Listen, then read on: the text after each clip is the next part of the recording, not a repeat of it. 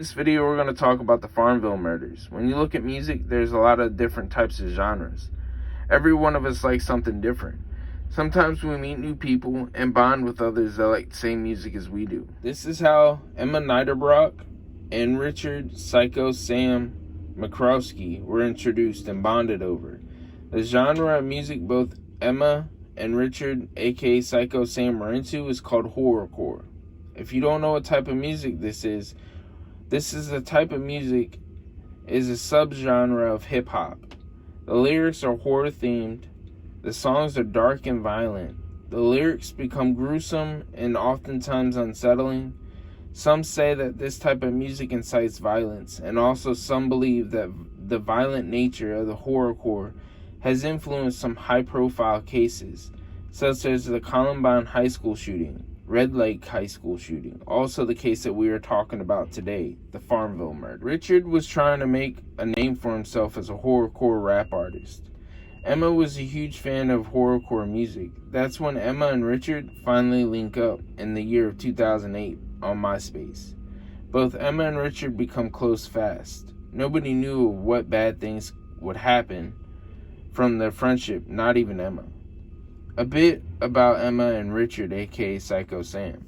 Emma Niederbrock was born October 15th, 1992. Her parents are Mark Niederbrock and Debra Kelley. They all lived in Champaign, Illinois when the family moved to FarmVille, Virginia. Sometime in 2003, Mark Niederbrock worked at Walker's Presbyterian Church as a pastor. Emma's mom, Debra Kelley, worked at Longwood University as a sociology and criminal justice professor. Emma's parents ended up splitting and getting a divorce in 2009. Emma ended up staying with her mom, Debra, at their house in FarmVille, Virginia. Her dad moved out and got his own place. Richard Mccroskey III was born December 26, 1988 in Hayward, California, a suburb close to the San Francisco Bay Area. He lived with his older sister, Sarah, and both his parents. Around 2003, the family moved to a neighboring county of Castro Valley, California. 6 years later, in 2009, his parents also split up. From what Sarah Mccroskey said, we weren't a leave it to beaver type of family. Sounds like the family wasn't really close to each other back then. Richard ended up going to 2 different high schools. He didn't stay long and dropped out of both of the high schools. This is because when it came to school, it was a bad experience for Richard. The other kids in the schools he went to considered him an outcast. He got bullied a lot. Some of the reasons was because he was an overweight person, having red hair, and Richard just didn't fit in with his other classmates.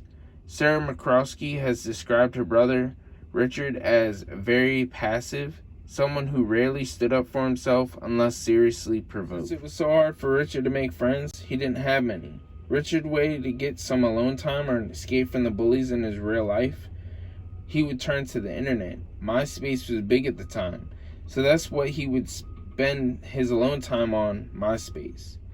At this time, Richard would start making music. The type of music was horrorcore rap.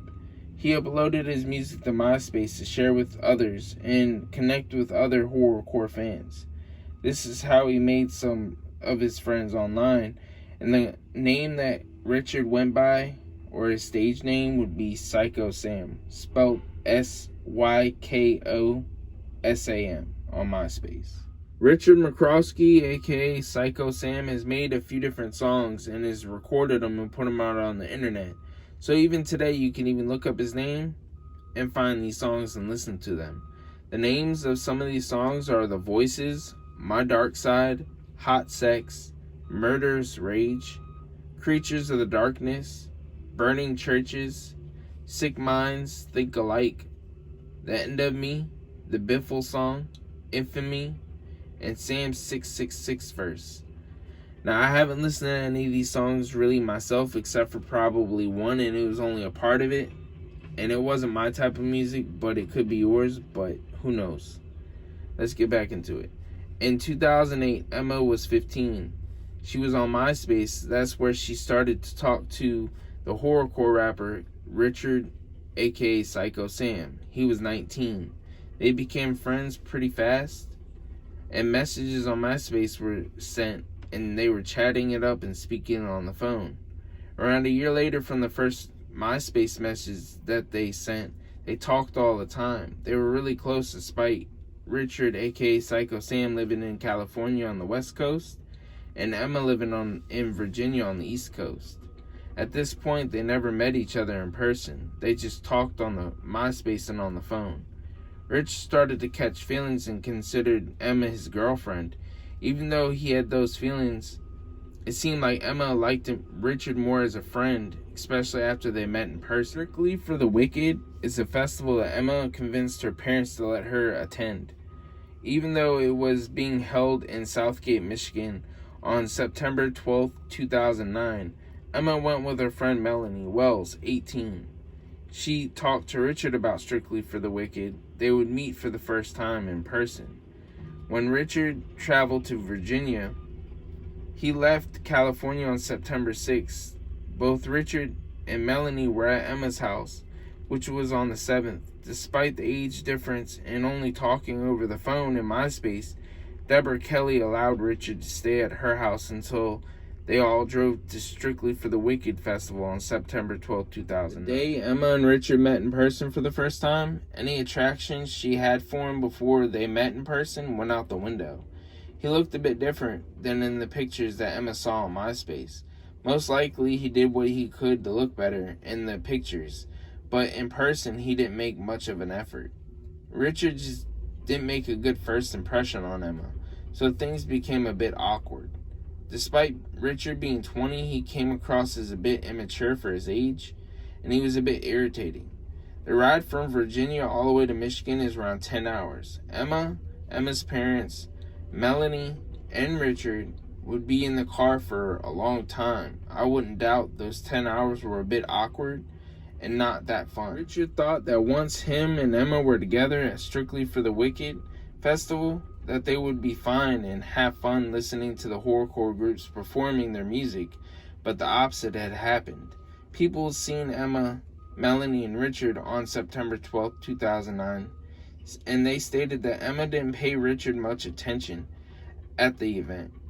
As the event went on, Emma was reported to have talked to and flirted with other guys, and also texted others. Richard seen this and didn't like how things were going. Strictly for the Wicked ended late on September 12th, 2009, so everybody called it a night. The next day is when Emma's parents drove Emma, Melanie, and Richard the 10 hours back to Virginia. On September 14th, 2009, Melanie Wells posted on her MySpace page saying, SFTW was fucking amazing. Back in Virginia now. Back in West Virginia on Wednesday. I miss everyone. And that was posted at 2:43 a.m. That was the last time Melanie had ever posted on MySpace status again. Melanie's mom and dad, Thomas and Kathleen Wells, couldn't get a hold of Melanie. Same with her friends. For some reason, she went ghost on everyone. September 16, 2009 rolled around. Both of Melanie's parents were worried, since she hasn't been heard from and she didn't come home. Thomas Wells decided to drive the 200 miles from his home in West Virginia to FarmVille, Virginia. Thomas arrived at Debra and Emma's house to see if he could find his daughter, Melanie. There was no answer when he knocked, so he waited outside to see if they would show up, but nobody did. After several hours, Thomas Wells drove away, even though he knew something was wrong. Kathleen Wells was trying to find out where her daughter was. She eventually found a phone number for someone by the name of Andreas Schrimm. He is the owner of the small independent record label called Serial Killing Records, or SKR. He goes by the stage name as Sick Tannic. Kathleen Wells gave his number a call and talked to Andreas Schrimm on the phone. He said that he had seen Melanie, Emma, and Richard while they were at the Strictly for Wicked festival. The thing is, that's the last time he had seen them or heard from them, after he had talked to them at the festival. Kathleen decided to call Emma's house again. This time someone answered the phone.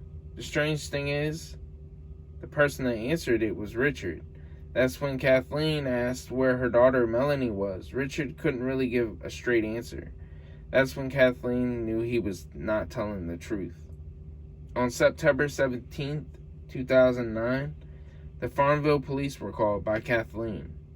The police went to Debra and Emma's house. When they arrived and knocked on the door, Richard answered. The police asked Richard where Melanie, Debra, and Emma were.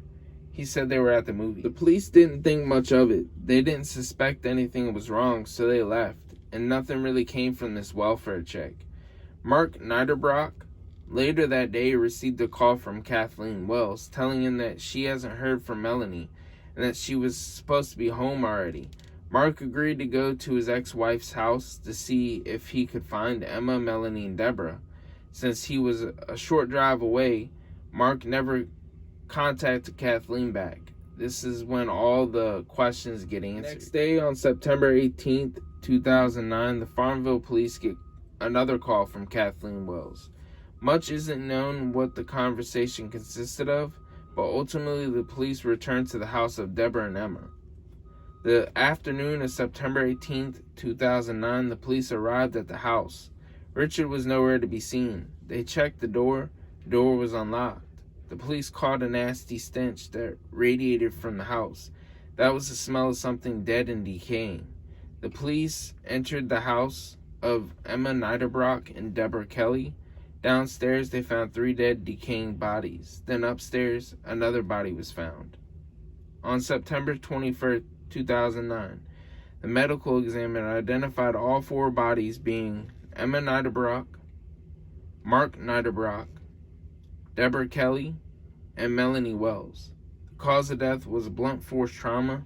The only person missing was Richard. Investigators combed through phone logs, texts, and social media accounts, especially taking a closer look at Emma's and Melanie's MySpace pages. They found out Richard was at the Strictly for Wicked festival and was at Emma's house around the same time of the murders. Now Richard Mccroskey was the #1 suspect. A few days prior to the bodies of Emma, Melanie, Mark, and Debra were found on September 18, 2009, a car was reported to the police.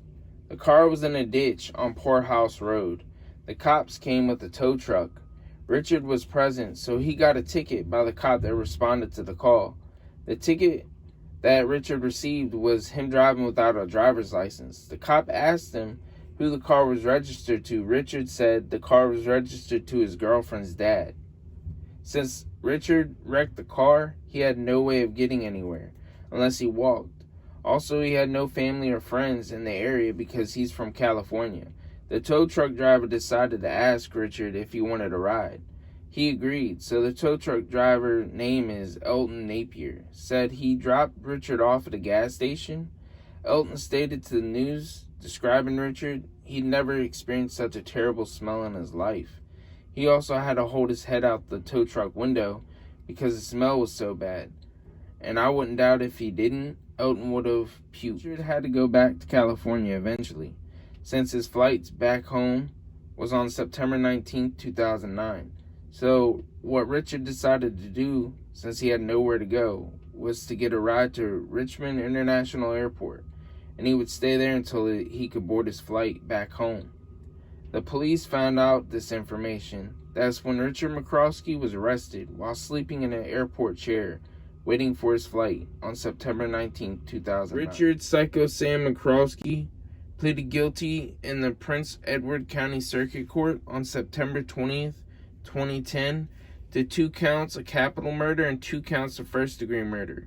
Judge Richard S. Blanton sentenced Mccroskey to life in prison. When Richard's trial was going on, that's when we find out how things unfolded that night. He murdered 4 innocent people. Emma, Debra, and Melanie were all bludgeoned to death with a wood-splitting tool and an axe or a hatchet, while all 3 were asleep on the night of September 15, 2009. Mark Niederbrock was killed with the same wood-splitting tool the 3 women were killed with. Mark's murder happened 2 days later on September 17th, when Mark went to check on Emma, Debra, and Melanie. Richard snuck up behind Mark as he walked around the home.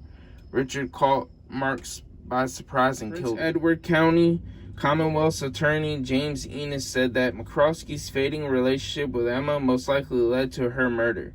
When Richard was asked why he killed the additional 3 instead of only his girlfriend, his reply was wrong place, wrong time. It has been a question for many is Richard Mccroskey has never had a history of violence or a criminal record. I know the music that he listened to and the music that he created, horrorcore rap, which had a lot of violent lyrics, but I don't feel like that would make you into a killer, because there are many people that do it and listen to that type of music but don't kill nobody. But what do you think? Leave your thoughts in the comments below. Currently, Richard Samuel Alden Mccroskey III is serving his life sentence in Wallens Ridge State Prison in Big Stone Gap, Virginia. A bit about Wallens Ridge State Prison. It is a level 5 state prison located in Big Stone Gap, Virginia, which holds around 700 inmates. This prison is identical to Red Onion State Prison, which that prison is the supermax in the state of Virginia. With that being said, this is a really sad case. Let me know in the comments below what your thoughts are.